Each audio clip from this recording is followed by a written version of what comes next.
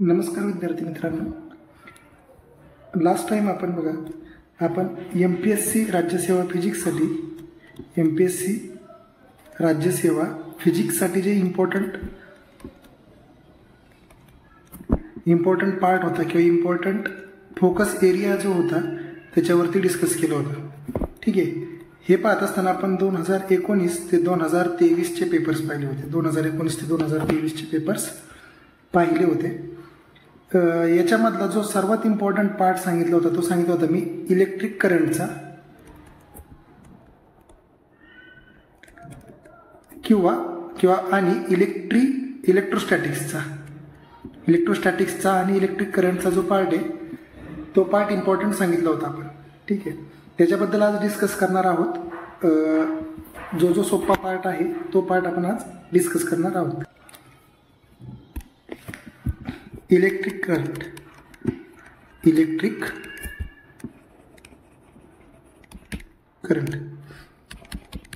आता याच्यामध्ये जो फॅक्च्युअल डाटा आहे तो पहिल्यांदा डिस्कस करू. याच्यामध्ये बघा, जो थॅलस नावाचा जो सायंटिस्ट आहे, थॅलस, त्याला founder of the modern electricity म्हणतात. त्याला फाउंडर ऑफ मॉडर्न इलेक्ट्रिक इरा म्हणतो आपण त्याला, मॉडर्न इलेक्ट्रिक इरा. थॅलस नावाच्या सायंटिस्टला फाउंडर ऑफ मॉडर्न इलेक्ट्रिक इरा असं म्हटलं जातं. नंतर बघा, बेंजामिन फ्रँकलिन नावाचा जो सायंटिस्ट आहे, फ्रँकलिन, याने पॉझिटिव्ह चार्ज आणि निगेटिव्ह चार्ज ही कॉन्सेप्ट इंट्रोड्यूस केली.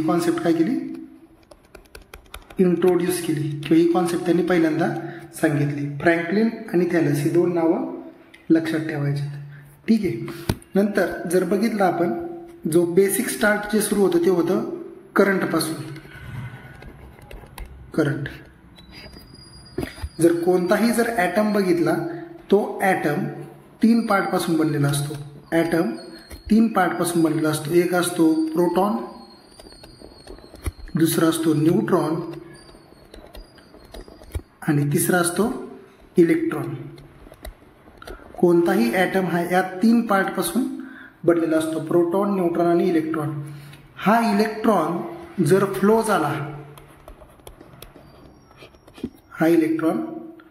फ्लो झाला, तर त्यालाच म्हणतो आपण करंट. करंट.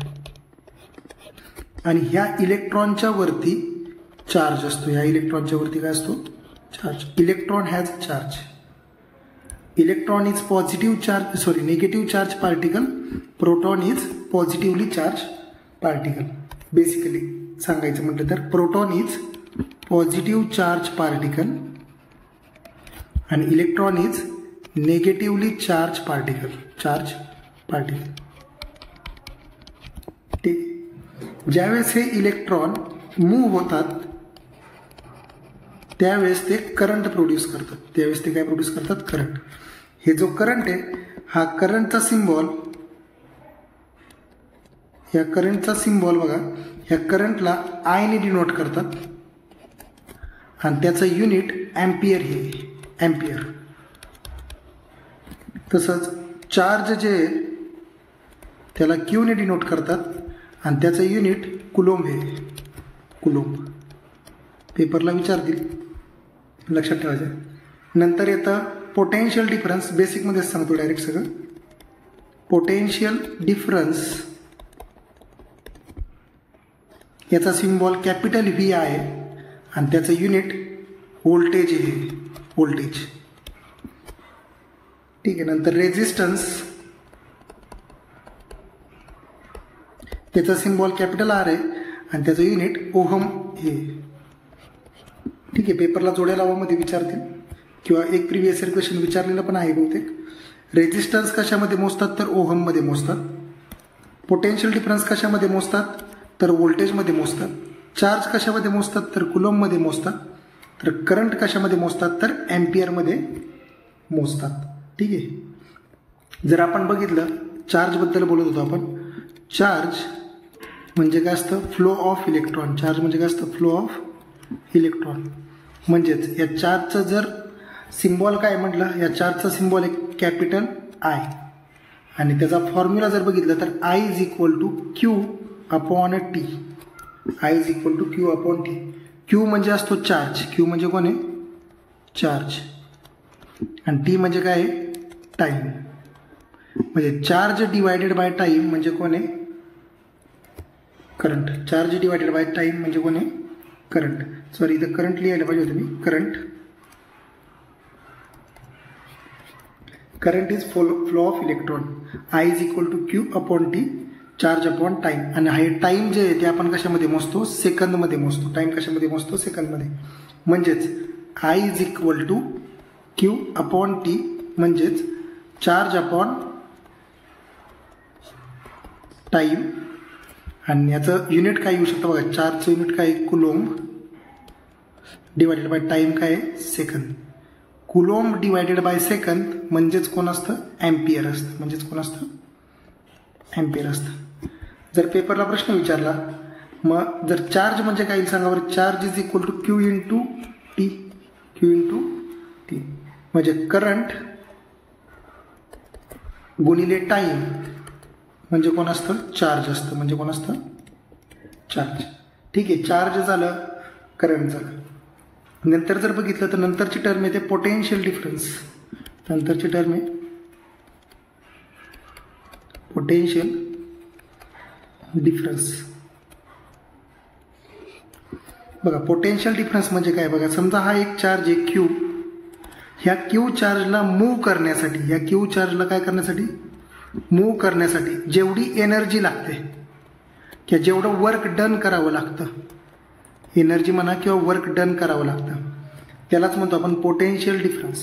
त्यालाच काय म्हणतो पोटेन्शियल डिफरन्स. मग इंग्लिशमध्ये डेफिनेशन आहे amount of energy required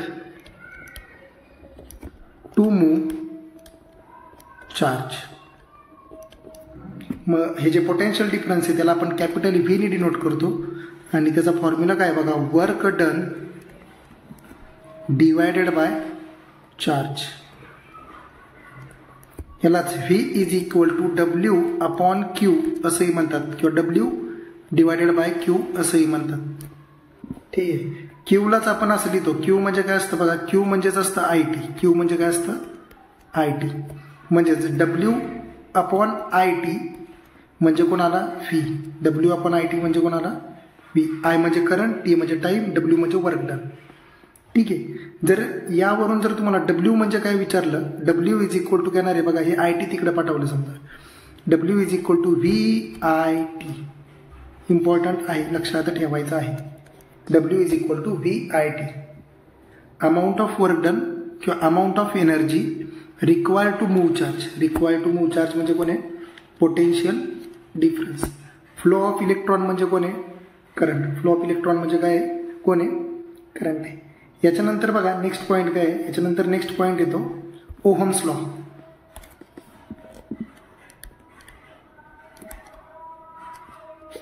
ohms law काय सांगतो बघा, हा जो पोटेन्शियल डिफरन्स व्ही आहे तो करंटला डायरेक्टली प्रोपोर्शनल आहे. करंटला काय आहे डायरेक्टली प्रोपोर्शनल. म्हणजेच potential difference is directly proportional to current. ठीक आहे, आता हे जे प्रोपोर्शनल शब्द आहे ह्या प्रोपोर्शनलला घालवण्यासाठी, प्रोपोर्शनल हा जो शब्द आहे याच्या जागी इक्वल टू आणण्यासाठी एक कॉन्स्टंट घ्यावा लागतो. एक कॉन्स्टंट घेऊन त्याला इक्वल टू घेता येतं. म्हणजेच व्ही कॉन्स्टंट घेतलाय, sorry V is equal to घेतलंय, याच्यासोबत एक कॉन्स्टंट घेतला आर आणि परत I. V is equal to R I. V is equal to R I. Ohm's law काय आहे V is equal to R I किंवा V is equal to I R. दोन्हीपैकी एक काही म्हटलं तरी चालते. वीर शब्द लक्षात ठेवायचं. वीर वीर वीर. ठीक आहे, V is equal to I R हा काय आहे ओहम्स लॉ. ओहम्स लॉ काय सांगतो बघा,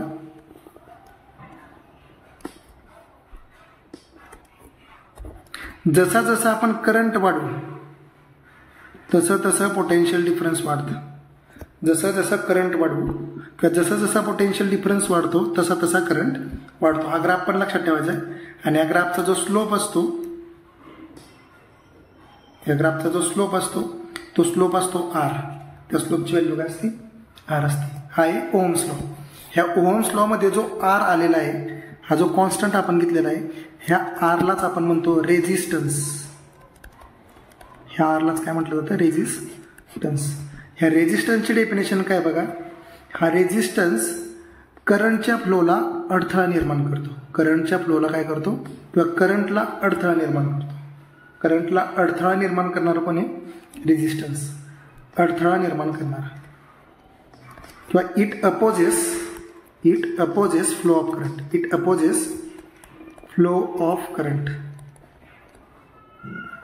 it opposes flow of current. लक्षात ठेवायचे. हा जो आर आहे त्या आरचा इथं फॉर्म्युला काही लिहा इक्वेशनवरून बघा. V is equal to I R आपल्याला माहिती आहे. आर इज इक्वल टू काय येणार आहे? V upon I. R is equal to काय येणार आहे? V upon I. V is equal to काय आलं होतं? W upon Q. फॉर्म्युले महत्त्वाचे, पेपरला डायरेक्ट विचारतात, त्यामुळे लक्षात ठेवायचे. नंतर क्यू इज इक्वल टू काय होतं? I T. Q is equal to काय होतं? I T. ठीक आहे.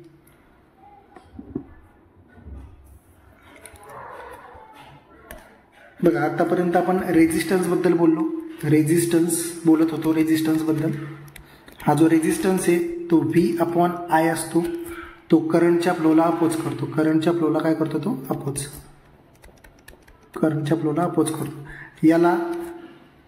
याचं युनिट काय आहे? याचं युनिट काय आहे? ओहम. सायंटिस्टच्याच नावाने युनिट आहे ते. आणि इलेक्ट्रिसिटी टॉपिकमध्ये किंवा इलेक्ट्रिक करंट टॉपिकमध्ये जे जे युनिट्स आहेत किंवा जे मापक आहे हे सगळे सायंटिस्टची नावं आहेत. ते सगळे काय आहेत? सायंटिस्टची नावं आहेत. व्ही व्होल्टेज, इथे मी युनिट लिहितो. व्ही व्होल्टेज किंवा वोल्ट. डब्ल्यू जूल, सायंटिस्टच नाव आहे. नंतर करंट ॲम्पियर, सायंटिस्टच नाव आहे. नंतर चार्ज कुलोम्ब, सायंटिस्टच नाव आहे. नंतर रेझिस्टन्स ओहम, हे पण कोणाचं नाव आहे? सायंटिस्टच नाव आहे. हे मापक आहेत. हे सगळं मापक आहेत, युनिट आहेत. म्हणजे जसं डिस्टन्स हे आपण मीटरमध्ये मोजतो. डिस्टन्स हे कशामध्ये मोजतो? मीटरमध्ये. मीटर काय सायंटिस्टचं नाव आहे का? नाही. पण हे जे मोजण्याचं जे युनिट आहे हे सगळे वरचे सायंटिस्टचे नाव आहेत. हे लक्षात ठेवायचे, पेपरला विचारतील. ठीक आहे. नंतर बघा हे रेझिस्टन्स म्हणजे हे जे अडथळा निर्माण करणारा जो आहे, अडथळा निर्माण जो केला जातो त्याला म्हणतो रेझिस्टन्स. आणि हा जो अडथळा निर्माण ज्या डिव्हाइसने केला जातो किंवा ज्या इन्स्ट्रुमेंटच्या युजने केला जातो त्याला म्हणतो आपण रेझिस्टर. त्याला आपण काय म्हणतो? रेझिस्टर. त्याला म्हणतात रेझिस्टर. मग हे रेझिस्टर आपण दोन प्रकारे अरेंज करू शकतो. हे रेझिस्टर दोन प्रकारे त्याला अरेंज करू शकतो. एक आहे रेझिस्टन्स इन सिरीज अरेंजमेंट आणि रेझिस्टन्स इन पॅरलल अरेंजमेंट.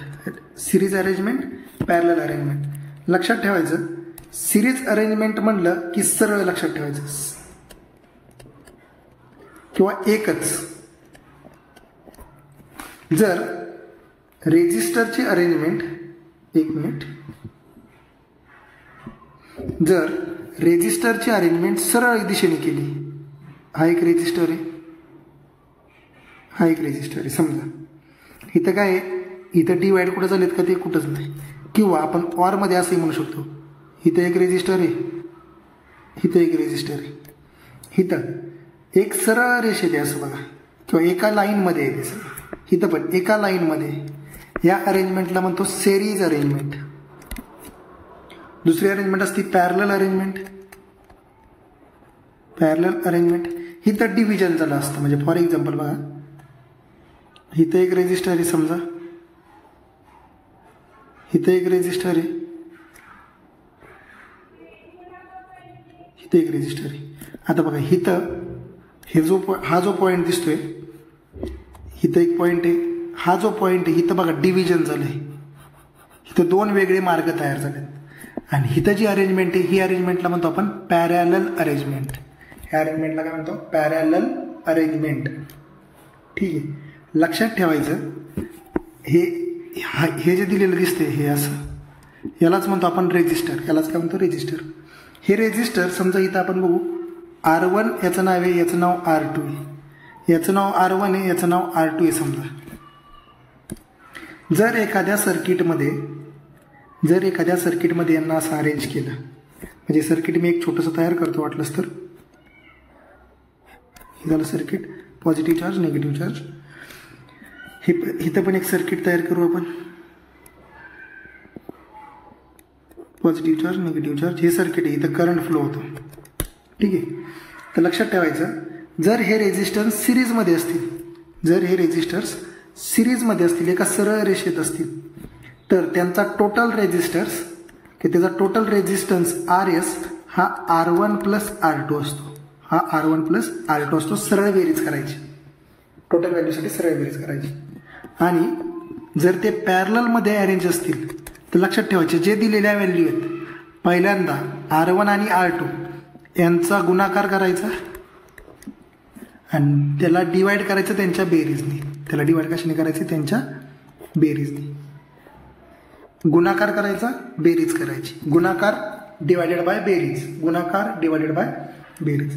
आता याच्यामधला महत्त्वाचा कंटेंट असा आहे बघा, जे रेजिस्टन्स ज्यावेळेस आपण सिरीजमध्ये अरेंज करू त्यावेळेस करंट सेम राहतो. करंट सेम राहतो.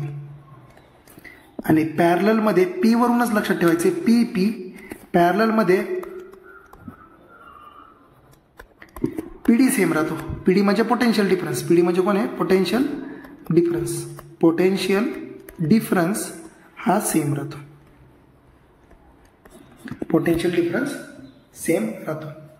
एवढं तरी लक्षात ठेवलं तरी सफिशियंट आहे या टॉपिकबद्दल.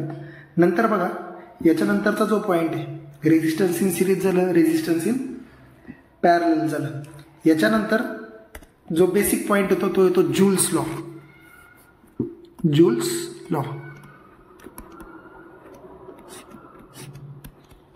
जूल्स लॉमध्ये बघा, जूल्स लॉ काय सांगतो, ज्यावेळेस एखादा डिव्हाइस किंवा एखादा, समजा एक्झाम्पल घेऊ आपण इस्त्रीचं एक्झाम्पल घेऊ किंवा हिटरचं एक्झाम्पल घेऊ. आपल्या घरामध्ये जो हिटर असतो, तो हिटरमधून ज्यावेळेस आपण करंट पास करू त्यावेळेस तो काय होतो? हीट होतो. इस्त्री असेल, हिटर असेल, दुसरा अजून बघा TV असेल, तो पण गरम होतो. मग हा लॉ काय सांगतो बघा, जूल्स लॉ, ही जी हीट तयार झालेली आहे त्याची व्हॅल्यू सांगतो. या हीट तयार झालेली जी आहे त्याची व्हॅल्यू तो सांगतो. मग तो काय म्हणतो बघा, ही जी हीट तयार झालेली आहे ती करंटच्या स्क्वेअरला नंतर रेजिस्टन्सला आणि टाईमला, ह्या तिघांना डायरेक्टली प्रपोर्शनल आहे. ह्या तिघांना काय आहे? डायरेक्टली प्रपोर्शनल आहे. आणि याला डायरेक्ट असली जाते, H is equal to I² RT. महत्वाचं हे लक्षात ठेवायचं आहे, I² RT. I म्हणजे करंट, R म्हणजे रेजिस्टन्स, T म्हणजे टाईम. आणि आपल्याला एक गोष्ट माहिती आहे, आतापर्यंत फॉर्म्युले काय बघितले होते? I is equal to Q upon T, V is equal to W upon Q, नंतर V is equal to IR. नंतर आता एक फॉर्म्युला बघितला, H is equal to I² RT. Q म्हणजे असतो चार्ज, T म्हणजे टाईम, I म्हणजे current, V म्हणजे पोटेन्शियल डिफरन्स, W म्हणजे वर्क डन, R म्हणजे रेजिस्टन्स. ह्या H ऐवजी आपण W पण वापरू शकतो. H ऐवजी आपण काय वापरू शकतो? W असं पण म्हणू शकतो. नंतर बघा, याच्यामध्ये एक कंटेंट राहिलेला आहे, एक सोपा पार्ट सांगायचा राहिलेला आहे याच्यामध्ये. पेन चेंज करतो.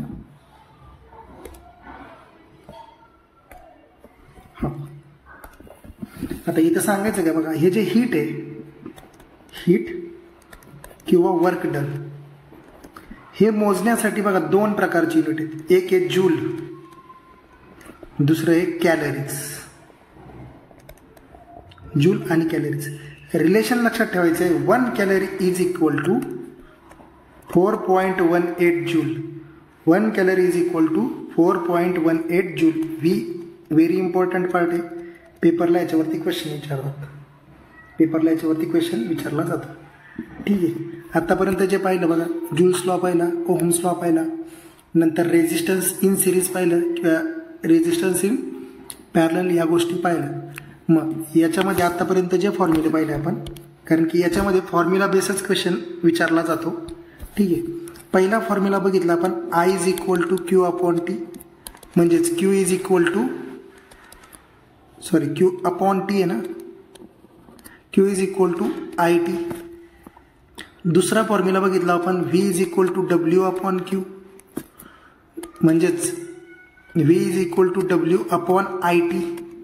क्यूची जी ही व्हॅल्यू आहे ती इथं टाकली फक्त, आणि नंतर याच्यावरूनच काय म्हणलं, W is equal to V I T. नंतर ओहम्स लॉनुसार काय म्हणलं आपण, ओहम्स लॉनुसार म्हणलं V is equal to I into R, आणि मग व्ही इज इक्वल टू काय म्हणलं, आर इज इक्वल टू काय म्हणलं, व्ही अपॉन आय. नंतर बघा, नंतर जूल्स लॉ बघितला. जूल्स लॉनुसार काय म्हणलं, H is equal to I square R T.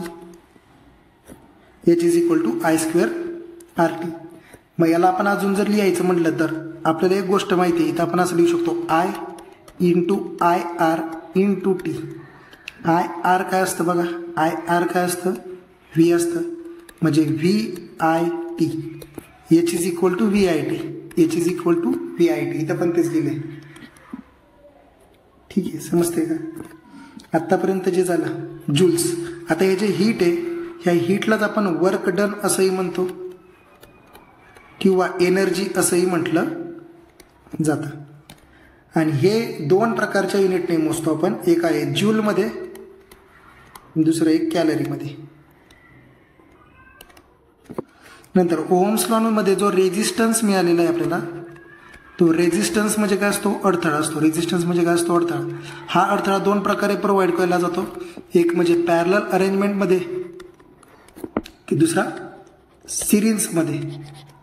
Parallel series याच्यामध्ये काय म्हटलं बघा, जे पॅरललचा जो पार्ट आहे, पॅरललवरून लक्षात ठेवायचं पी पी पी, याच्यामध्ये पोटेन्शियल डिफरन्स सेम राहतो,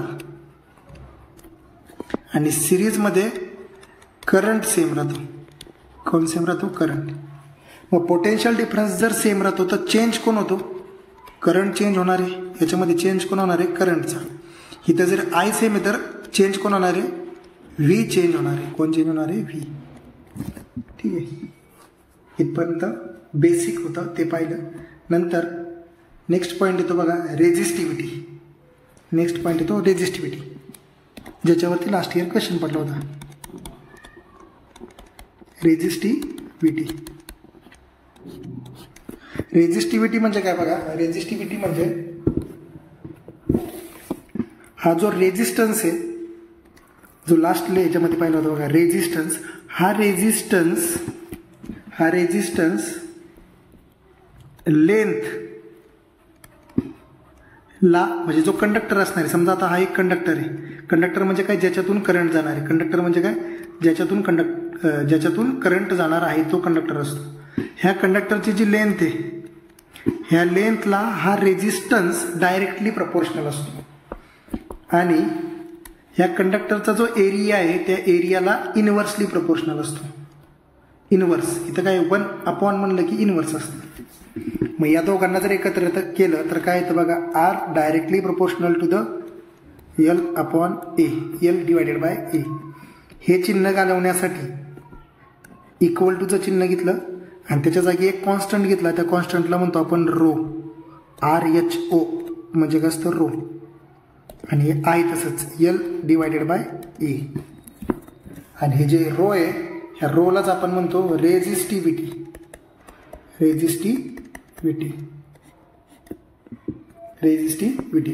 मग ह्या रोची व्हॅल्यू काय येईल बघा, rho is equal to RA divided by L.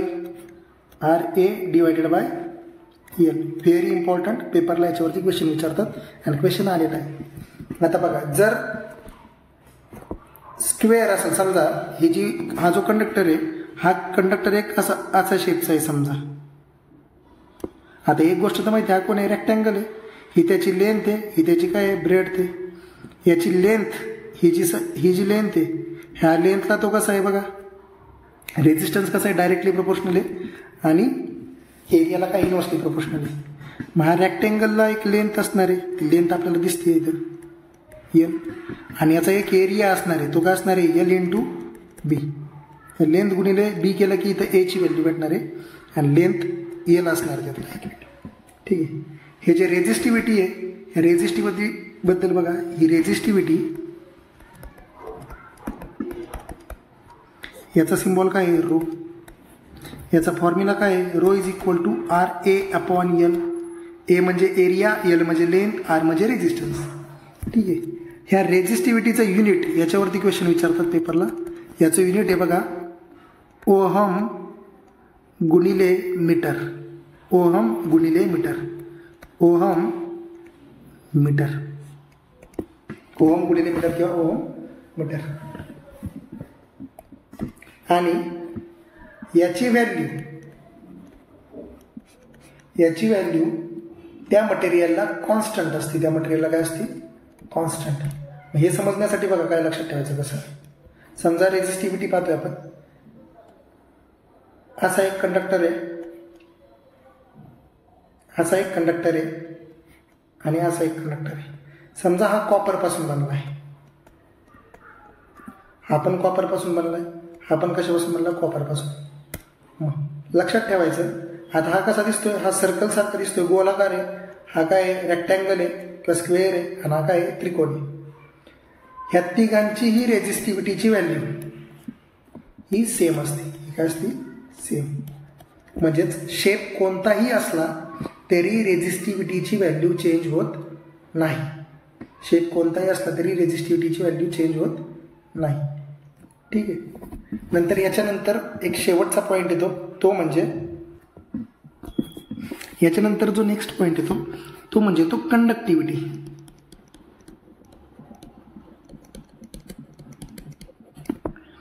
लक्षात ठेवायचं, कंडक्टिव्हिटी हे रेजिस्टिव्हिटीच्या अपोजिट असतं किंवा पूर्णपणे वेगळं असतं किंवा अपोजिट असतं.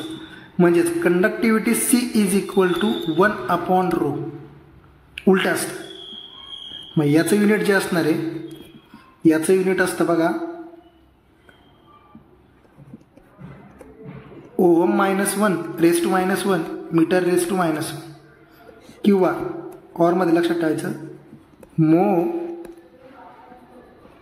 पर मीटर. मो पर मीटर लक्षात ठेवायचं, पेपरला विचारलं तरी विचारतील. त्याला म्हणतो आपण इनवर्स ऑफ रेजिस्टिव्हिटी.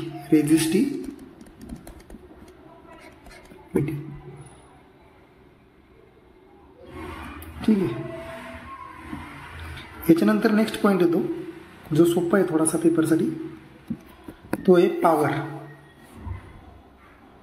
तर पॉवरबद्दल जी इन्फॉर्मेशन आहे, पॉवर इम्पॉर्टंट आहे, पेपरला याच्यावरती क्वेश्चन विचारलेला आहे.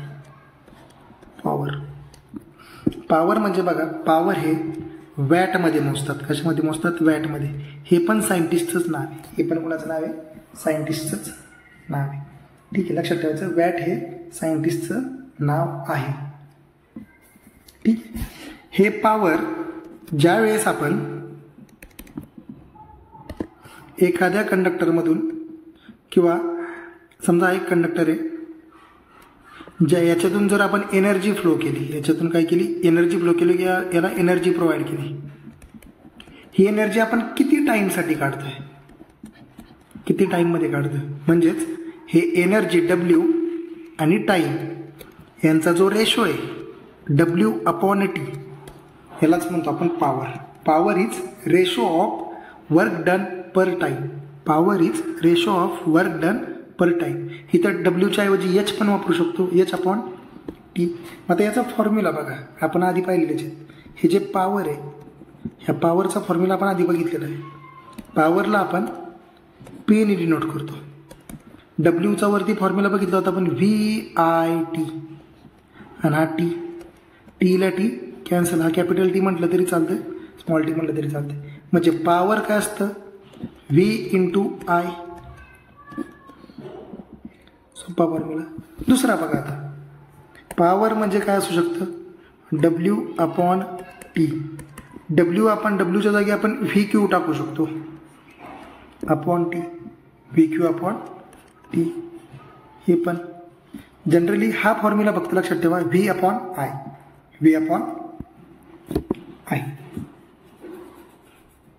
ठीक आहे. किंवा याला आपण असंही म्हणू शकतो, P = V.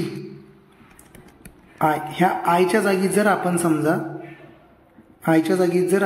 V/R टाकला ओहम्स लॉनुसार, तर काय येतं बघा, P = V²/R.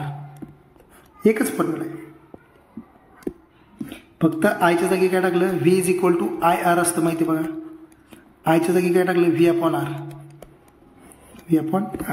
ह्या पॉवरचे वेगवेगळे फॉर्म्युले बनवता येतात. या पॉवरचे आपल्याला वेगवेगळे फॉर्म्युले बनवता येतात.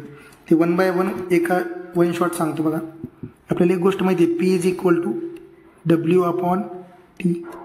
डब्ल्यूच्या जागी टाकलं VIT/T. टीला टी कॅन्सल, म्हणजे आलं V × I. P = V × I. आणि लक्षात ठेवायचं, R = V/I असतं. नाही तर याच्यामध्ये गपलं तुम्ही, V/I. R म्हणजे कोणी, रेजिस्टन्स, आणि P म्हणजे कोण आहे, पॉवर. ठीक आहे. आता ह्या VI आहे, आपल्याला एक गोष्ट माहिती आहे, ओहम्स लॉनुसार काय म्हटलं जातं, V = IR. ठीक आहे. मग ह्या Vच्या जागी आपण IR टाकून बघू. ह्या Vच्या जागी काय टाकू आपण, IR टाकू. म्हणजे IR × I = काय, P. म्हणजे इथं काय आलं, I² × R. P = काय आलं, I² × R. आता ह्या आयच्या जागी V/R टाकू. ह्या आयच्या जागी म्हणजे V × I होतं बघा, V/R², V/R.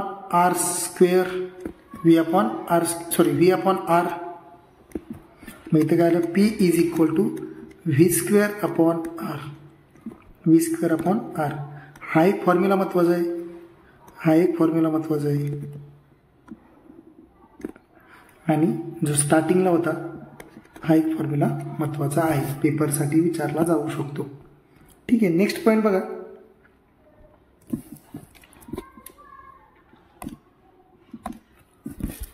आता एक कन्व्हर्जन आपल्याला विचारलं जातं, हे जे वॅट आहे हे कशामध्ये मोजतो, वॅट कुणाचं युनिट आहे, पॉवरचं युनिट आहे. जूल कुणाचं युनिट आहे, एनर्जीचं युनिट आहे, किंवा वर्क डनचं युनिट आहे. ठीक आहे, वर्क डन. नंतर ॲम्पियर हे कुणाचं युनिट आहे, करंटचं युनिट आहे. नंतर कुलोम्ब हे कुणाचं युनिट आहे, हे चार्जचं युनिट आहे. नंतर व्होल्ट कुणाचं युनिट आहे, पोटेन्शियल डिफरन्सचं युनिट आहे. नंतर ओहम कुणाचं युनिट आहे, रेजिस्टन्सचं युनिट आहे, रेजिस्टन्स. जोड्या लावायला याच्यावरती क्वेश्चन विचारला जाऊ शकतो, पेपरला विचारतील, लक्षात ठेवायचे. एक शेवटचं कन्व्हर्जन आहे जे पेपरला विचारलं जातं, 1 kWh म्हणजे किती जूल. 1 kWh म्हणजे किती जूल, लक्षात ठेवायचं आहे. किलो या शब्दाचा अर्थ असतो 1000. किलोवॅट म्हणजे किती आलं, 1000 वॅट. किलोवॅट म्हणजे किती आलं, 1000 वॅट. हवरला या सेकंदमध्ये करायचं. एका तासामध्ये किती सेकंद असतात, मग एका तासामध्ये किती मिनिट असतात, 60 मिनिट असतात. 60 × 1 जर म्हटलं 1 मिनिट, तर मला सांगा एका मिनिटामध्ये किती सेकंद असतात, 60 सेकंद असतात. म्हणजेच 1 तास म्हणजे किती, 60 × 60 सेकंद, म्हणजेच किती असते, 3600 सेकंद. म्हणजे 1 kWh हे काय असते बघा, 3600 × 1000 जूल. 3600 × 1000 जूल. 3600 × 1000 जूल. कारण की जे जूल आहे ते वॅट पर सेकंदमध्ये मोजलं जातं. वॅट पर सेकंद, जूल हे वॅट पर सेकंदमध्ये मोजलं जातं, लक्षात ठेवायचं. वॅट इंटू सेकंदमध्ये मोजलं जातं, वॅट इंटू सेकंदमध्ये, पर नाही सॉरी वॅट इंटू सेकंदमध्ये मोजलं जातं. ठीक आहे, हे लक्षात ठेवायचं, याच्यावरती पेपरला प्रश्न विचारतात. यालाच आपण असं लिहितो 3.6 10⁶ joule. 1 kilowatt hour is equal to 1 kilowatt hour is equal to 1 kilowatt hour is equal to. ह्याच्यावरती परत पेपरला क्वेश्चन विचारला तर विचारतील. अशा पद्धतीने बघा, जेवढं बेसिक होतं या टॉपिकमधलं ते बेसिक आपण पाहिलेलं आहे. या बेसिकमध्ये आता इन शॉर्टकटमध्ये रिव्हिजनमध्ये बघा काय सांगते मी तुम्हाला. चार्जबद्दल माहिती पाहिली, पॉझिटिव्ह चार्ज असतो, निगेटिव्ह चार्ज असतो. ही कन्सेप्ट कोणी दिली? ही कन्सेप्ट दिली फ्रँकलिन नावाच्या सायंटिस्टने. ठीक आहे, ह्या चार्जचा सिम्बॉल काय आहे? Q is equal to I T.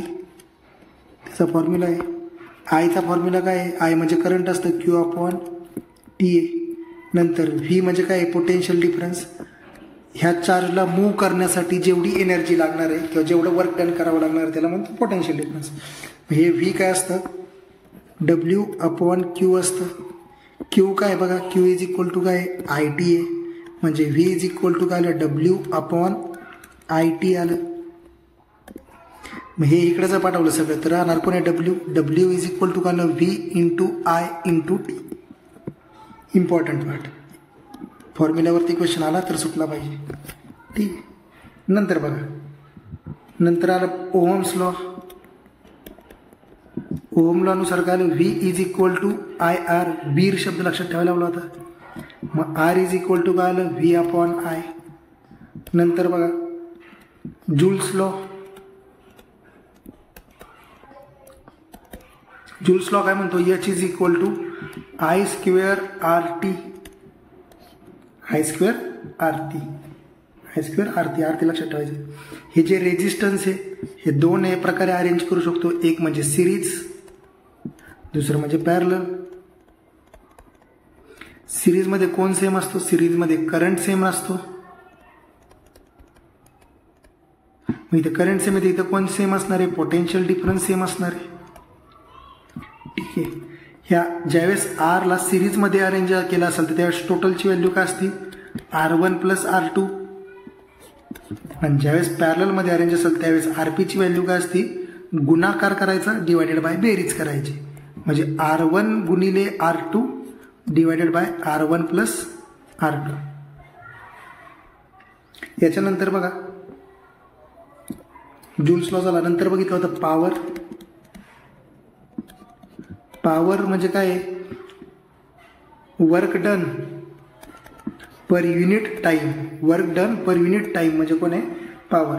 Varkala मोजतात जूलमध्ये, टाइमला मोजतात सेकंदमध्ये, आणि पॉवरला मोजतात वॅटमध्ये. म्हणजेच watt is equal two joule per second. Joule per second लक्षात ठेवायचं आहे, पेपरला विचारतात. नंतर काय म्हणलं आपण? 1 किलोवॅट आवर. 1 किलोवॅट आवर, सॉरी इथं हे चुकलेलं आहे बरं का, सॉरी इथं चुकलेलं आहे.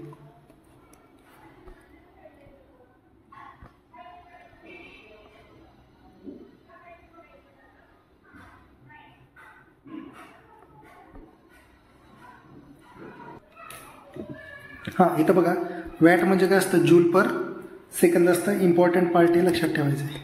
IMPA पेपरसाठी विचारलं. आणि नंतर पाहिलं होतं आपण 1 kilowatt hour. 1 kilowatt hour is equal to काय म्हणलं होतं? 3.6 10⁶ जूल. 10⁶ जूल. नंतर पेपरला एक क्वेश्चन विचारला जातो बघा, ह्या पॉवरवरून तुम्हाला किती वीज यूज केली किंवा पैशामध्ये व्हॅल्यू विचारतात. रुपयामध्ये काय विचारतात? व्हॅल्यू विचारतात. काही नाही,